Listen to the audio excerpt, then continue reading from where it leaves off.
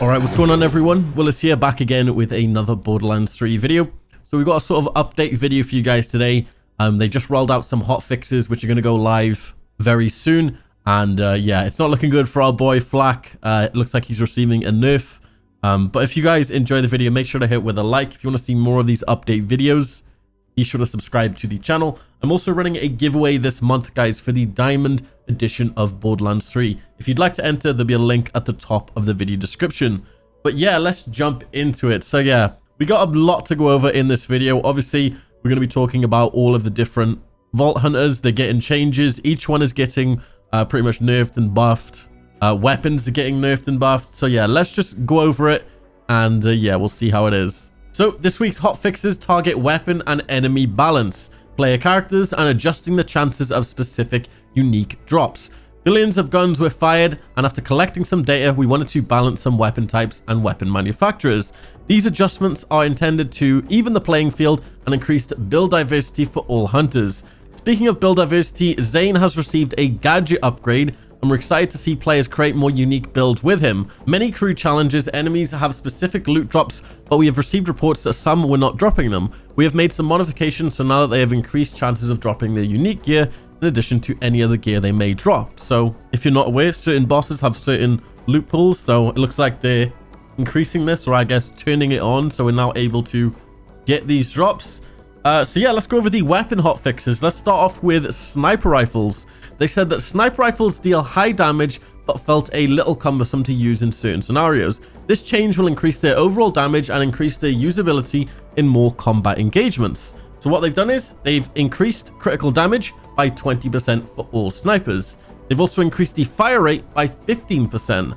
The time to aim down sights, the ADS, has been reduced by 15%, and the time to equip has been reduced by 20%. Very interesting. So snipers now do 20% increased critical damage, 15% fire rate, and you can aim down sights and equip them much quicker.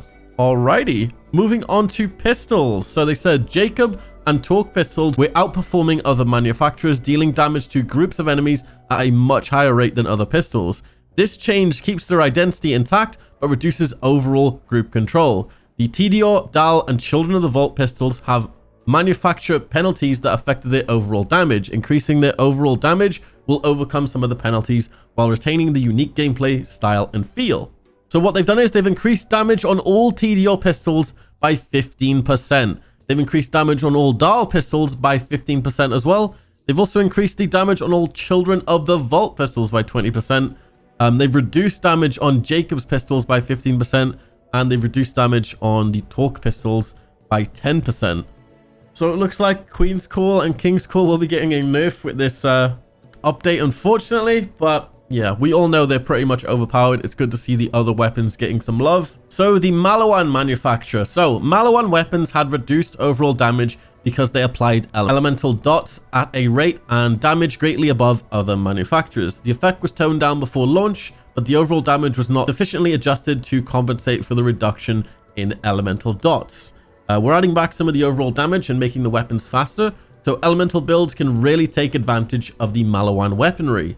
All Mawone weapon damage has been increased by 25%. All Mawone weapon fire rate has been increased by 20% as well. So it looks like overall Mawone is getting a huge buff. Now moving on to the Atlas manufacturer. So Atlas weapons relied on a game loop that we felt gave players a greater advantage when used correctly. Turns out the loop is not used if the damage doesn't compensate for the time to set up. So now damage on Atlas weapons should facilitate players using them in general, on top of feeling badass when they take advantage of Atlas technology. So all Atlas weapon damage has been increased by 25%. That's pretty huge. So here we have some miscellaneous adjustments. So the Jacob's assault rifle change was to differentiate the assault rifle from the pistol as more of a mid to long range powerhouse. Since the assault rifle have low mag size compared to other assault rifles, they're getting slight increase to overall damage to compensate. DAL SMGs had their fire rates adjusted down before launch, but their damage was never sufficiently increased, so they should feel more appropriate compared to other SMGs. And the Vladov heavy weapon damage has been increased to share in the full heavy weapon treatment. So Jacob assault rifles, the damage has been increased to 20%. The DAL SMG damage has been increased to 10%. The Vladov heavy weapon damage has been increased to 25%, and the E-Tech TDO shotgun damage has been increased by 50%. That's actually crazy. So, legendary modifications. We're going to be making a larger, comprehensive legendary gear pass, but we have included the following changes.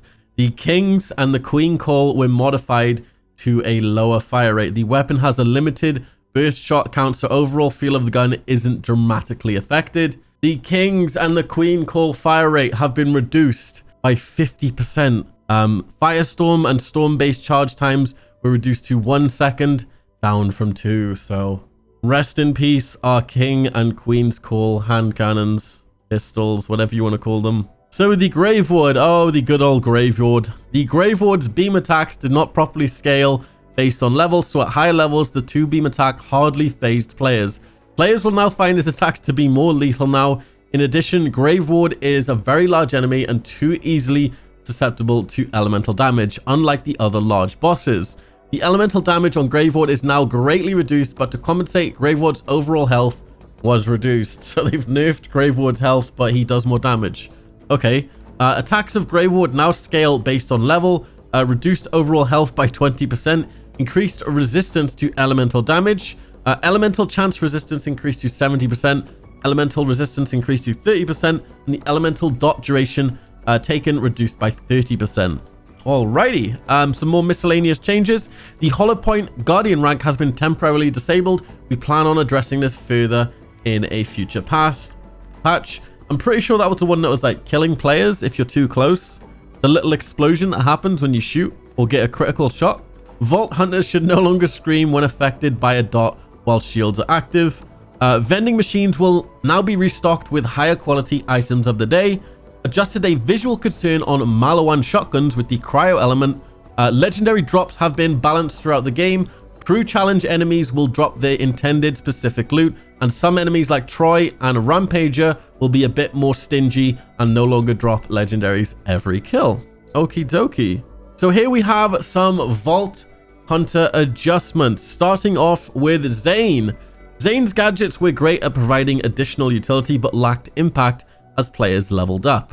We increased the digiclone damage with all equipped weapons so that the skill can scale better with players as they get to higher levels and harder content. The drone requires a lot of player involvement to take full advantage of its damage output, and increasing the base damage as well as the augments will greatly increase the drone's versatility and reward players with even more for using it effectively. So the digiclone damage has been increased by 38%. The drone damage has been increased by 50%. Cryo bullet damage penalty removed. Drone rocket damage increased by 50%. And the almighty ordnance rocket damage has been increased by 75%. Wow. Okay, moving on to Amara. The Guardian Angel health restoration reduced from 100% to 50%. The glamour damage penalty reduced from 30% to 10%. So it looks like Amara is getting a bit of a nerf, unfortunately. And then the final update on this list, I know we're all waiting for it, it's Flak. What are they doing with our boy Flak? So the Gorillas in the Mist bonus greatly outweighed its penalty to the base skill. We don't want to remove the playstyle completely, but the overall damage output had to be slightly adjusted because it was outperforming other builds. We're monitoring the changes and may make another change to the ammo return in a future patch. So the Gorillas in the Mist duration has been reduced from 8 seconds to 6 seconds. The Gorillas in the Mist critical damage bonus reduced from 50% to 25%. So if you're not a Flak player and you don't know what Gorillas in the Mist is, it's a augment for the Stalker tree. And essentially when you activate your fadeaway ability that makes you go into that invisible mode, it basically makes it so it doesn't end when you shoot, but it gives you critical hit damage. So they're pretty much nerfing that. So I guess you can't stay in it as long, and they're nerfing the critical damage bonus. So yeah, you may not be able to one-shot bosses anymore, unfortunately. But those have been the changes. The 27th of September. So this hotfix will actually be going live today at 3 p.m. PT. I don't know if it's a type of update where if you stay offline, you don't get it. But I'm pretty sure if this is applied to your game, it's going to stay on your game. So I don't think you can play offline if you want to keep all your Flak buffs and stuff. So that's been an update. Let me know if you guys want to see more of this in the future, just updates on the game. You guys really enjoyed the blood harvest video I did. I really appreciate that. Be sure to leave a like on the video, and if you haven't picked up Borderlands yet, I highly recommend it. Pick it up on the Epic Games Store if you're on PC, and use my creator code Willis Gaming. Don't forget to go into that giveaway. Jump in the Discord if you're looking for any items at all. Discord.gg/Willis, and I'll see you guys in my next video. Peace.